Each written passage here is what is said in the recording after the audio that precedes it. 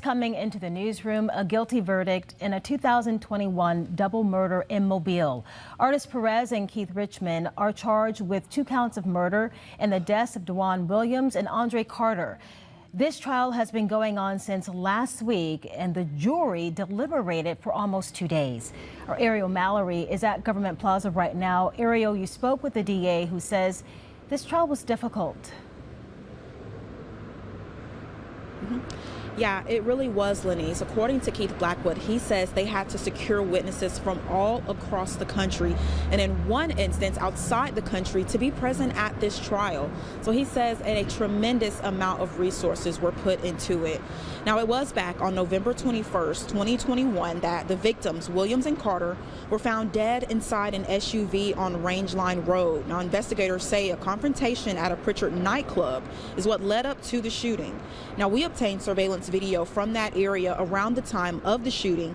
Now, it shows a SUV make a U-turn in the middle of Rangeline Road, that was just south of I-10, and then suddenly stops in the northbound lanes. And moments later, you see 3 people get out of the SUV and walk away.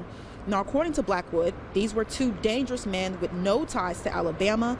He says they traveled from California as part of a gang network. Now, the co-defendant, in this case, Keith Richmond, he was scheduled to go to trial after Perez, but instead made the decision to plead guilty today.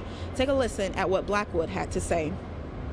The jury came back guilty for both of these murders against Ardis Perez. The jury worked really hard on this one. This was a very tough case. This was a circumstantial case. It required a tremendous amount of resources for us to get this case to trial.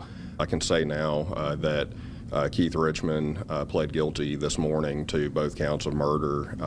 He will receive a sentence of 20 years in each of those cases to run concurrent. Ardis Perez is the main actor in this case, and we expect to ask for significantly more time.